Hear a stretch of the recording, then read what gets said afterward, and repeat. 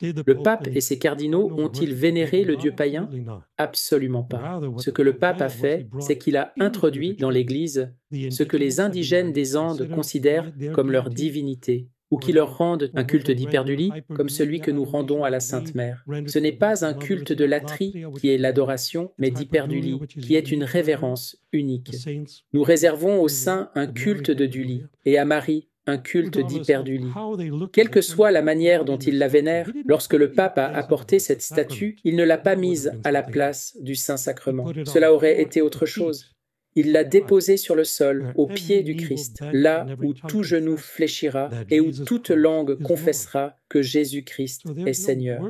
Il n'y a donc pas d'adoration ici. Et plusieurs déclarations ont été faites par le Vatican pour dénoncer ceux qui prétendent de telles choses. Quant à l'affirmation du pape selon laquelle toutes les religions se valent, il n'a jamais dit cela. En 2024, le pape François a déclaré que toutes les religions sont des chemins qui mènent à la vérité.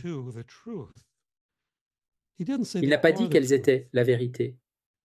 Le cardinal Joseph Ratzinger a déclaré, il y a une vingtaine d'années, que toute hérésie contient une vérité. Ainsi, lorsque le pape François affirme que toutes les religions mènent à la vérité, cela signifie qu'elles contiennent une part de vérité. Le cardinal Joseph Ratzinger a publié un document encyclique intitulé Dominus Iesus. Dans l'article 5, il affirme que seule l'Église catholique possède la plénitude de la révélation du Christ et par conséquent la plénitude de la vérité. Tout comme Dei Verbum, un document du Concile Vatican II. L'article 2 dit la même chose. Ainsi, lorsque nous disons que les religions détiennent une partie de la vérité, mais pas la totalité. Il n'y a rien d'hérétique là-dedans.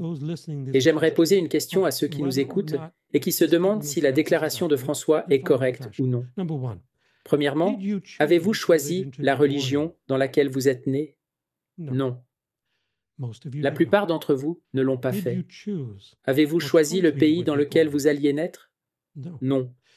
Avez-vous choisi les parents qui vous donneraient naissance? Non. Y a-t-il un mérite à cela? Non. Cela fait 4 non. Dieu va-t-il vous tenir pour responsable? S'il a choisi que vous naissiez dans une communauté indigène des Andes et que vous soyez élevé dans la foi de la Pachamama? Non. Dieu considérerait cela comme une vertu, non pas en fonction du contexte de cette religion, mais en fonction de la vertu d'obéissance à ses parents. Dans l'Ancien Testament, Dieu a dit par la bouche de Moïse, « Obéis à ton père et à ta mère ». C'est ce que devrait faire un enfant. C'est donc une vertu pour l'enfant d'être élevé dans la religion de ses parents. C'est ce que Dieu voit. Nous regardons les choses à partir de notre foi catholique et nous montrons les autres du doigt. Dieu, lui, ne fait pas cela. Et donc, nous ne devrions pas être durs envers ces personnes, envers lesquelles le pape se montre charitable en les accueillant dans l'Église.